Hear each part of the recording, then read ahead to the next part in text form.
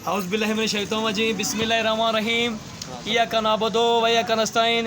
जैसा कि आपको पता है मेरे भाइयों में दोस्तों, हम आज 2 कसों में थोड़ा काम था, मैं मंसूर भाई से मिलने आया था और मैं यही पैगाम देना चाहता हूँ। आपको पता है आज से आगे से गर्मियाँ आ रही हैं और रमज़ान भी आ रहा है। इस साल आपको पता है इस साल रमज़ान जल्दी आया है।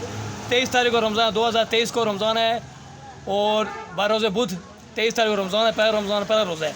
इसी वजह में लोगों को, अपने भाइयों को, जितने भी मेरे रिश्तेदार हैं, मेरे भाई हैं जो पिंडी में इस टाइम पिंडी में बैठे हुए रहते हैं, मैं उनको बोल रहा हूँ, मैं बता रहा हूँ, आप लिहाजा जल्दी से यूपी चले जाएँ, ठंडी जगह में जाके रमज़ान रोज़ा रखें और हमको फ़ायदा होगा। इधर गर्मी है, इधर तबाही निकलेगी। इस साल मौसम बर्फ़ नहीं पड़ी है, गर्मी बहुत होगी, लोगों को परेशानी हो जाएगी। इस वजह से रमज़ान आप यूपी में रखें, नत्थे गली में यूपी रमज़ान जाके उधर करें और मरी में करें रमज़ान उधर रखें।